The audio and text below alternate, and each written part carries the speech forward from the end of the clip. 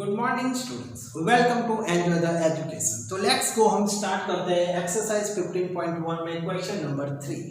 Why is tossing a coin considered to be a fair way of deciding which team should get the ball at the beginning of a football game. तो यहाँ पर जब हम tossing करते हैं तो toss करने से हमें हेड या टेल मिलता है, यानी कि जो हमारी प्रोबेबिलिटी है वो प्रोबेबिलिटी यहाँ पर इक्वली लाइकली हो जाती है। और इक्वली लाइकली जो प्रोबेबिलिटी होती है वहाँ पर हमारे लिए प्रिडिक्ट करना बहुत डिफिकल्ट हो जाएगा कि किस टीम को हेड या टेल मिलेगा। ओके, तो इसलिए ये फेयर वे है, ऐसा हम यहाँ पर कह सकते हैं। तो हमें आंसर लिखना है on tossing a coin. On tossing a coin, the outcomes head and tail are equally likely.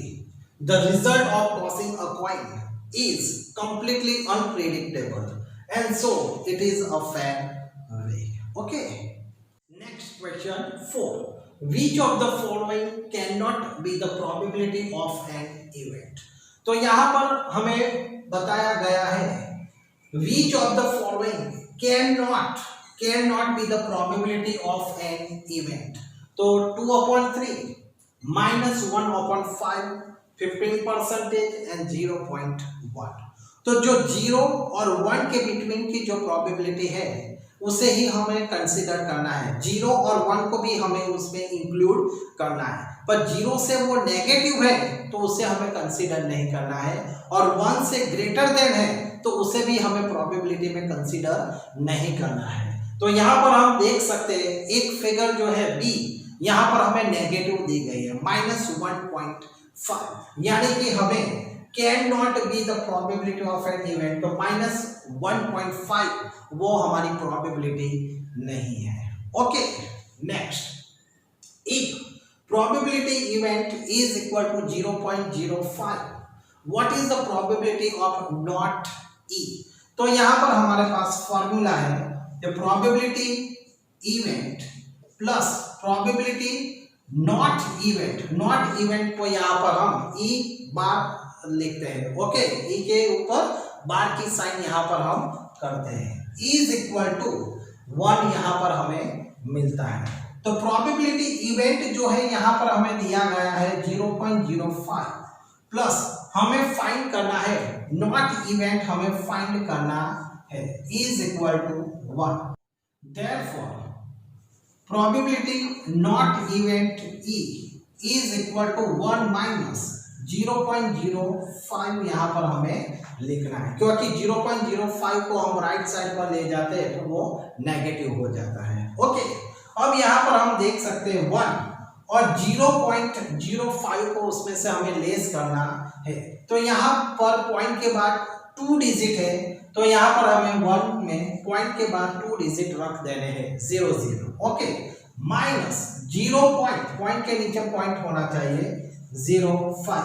तो ये जो सब्सट्रैक्शन है ये बहुत इजी पॉइंट है, लेकिन लोग सब्सट्रैक्शन में जो है वो मिस्टेक कर देते हैं, इसलिए यहाँ पर आपको सब्सट्रैक्शन में ही आपको थोड़ा ध्यान रखना है। पॉइंट के बाद यहाँ पर 2 डिजिट है, तो यहाँ पर हमें पॉइंट के बाद 2 डिजिट, 1 के बाद पॉइंट के बाद हमें 2 डिजिट रख देने हैं। 3 डिजिट है तो हमें 3 डिजिट रख देने हैं। ओके, अब 0 में से हम 5 को कट नहीं कर सकते, इसलिए साइड में से हमें टेंस लेना पड़ेगा। तो यहाँ पर 0 है इसलिए 9 और यहाँ पर 0, तो चलो यहाँ पर 5 9.0, तो यहाँ पर 0.95 यहाँ पर हमें आंसर मिलता है। इसलिए यहाँ पर सब्सट्रैक्शन जो था वो सबसे मोस्ट इंपोर्टेंट पॉइंट यहाँ पर था। तो हमें जो प्रोबेबिलिटी नॉट इवेंट है वो यहाँ पर हमें 0.95 मिलता है।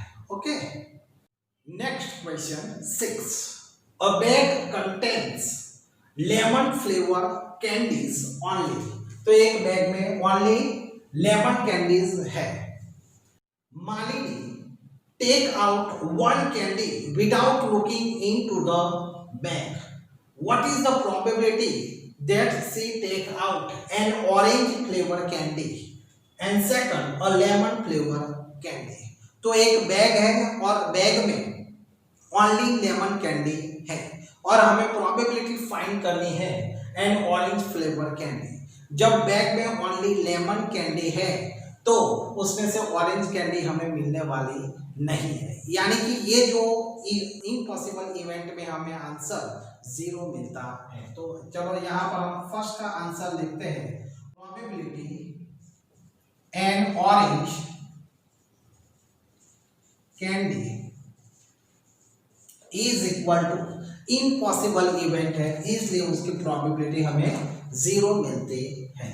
And second, probability a lemon candy, तो बैग में ओनली लेमन कैंडी है, इसलिए उसकी प्रोबेबिलिटी जो है वो श्योर हो जाती है कि लेमन कैंडी अंदर से निकलने ही वाली है, यानी श्योर इवेंट है, इसलिए उसका आंसर हमें 1 मिलता है। तो इस तरीके से आपको यहाँ पर लिखना है answer. Okay, next question 7, it is given that in a group of 3 students, the probability of 2 students not having the same birthday is 0.992. Not having the same birthday, not having the same birthday is 0.992 यहाँ पर probability है। What is the probability that the students have the same birthday? यानी कि यहाँ पर हमें event, probability event और not probability event is equal to 1 जो है, यही फॉर्मूला यहाँ पर हमें यूज करनी है। तो यहाँ पर थोड़ा हमें लिखना पड़ेगा। तो पहला हम एज्यूम कर लेते हैं, let the probability that the student, that the 2 student have the same birthday is equal to probability same यानी S, बर्थडे यानी B, ये हमने एज्यूम कर लिया सेम बर्थडे के लिए। एंड सेम उसी तरह the probability that the 2 student have not the same birthday, तो प्रोबेबिलिटी नॉट सेम बर्थडे ऐसा हमने यहाँ पर एज्यूम कर लिया। तो इन दोनों का जो टोटल है, probability same birthday plus probability not same birthday is equal to 1 होता है।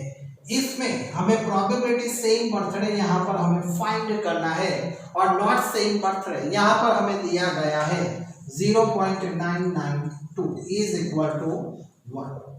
Therefore, probability same birthday is equal to 1 minus 0.992 को हम राइट साइड पर ले जाते हैं तो वो नेगेटिव हो जाते हैं।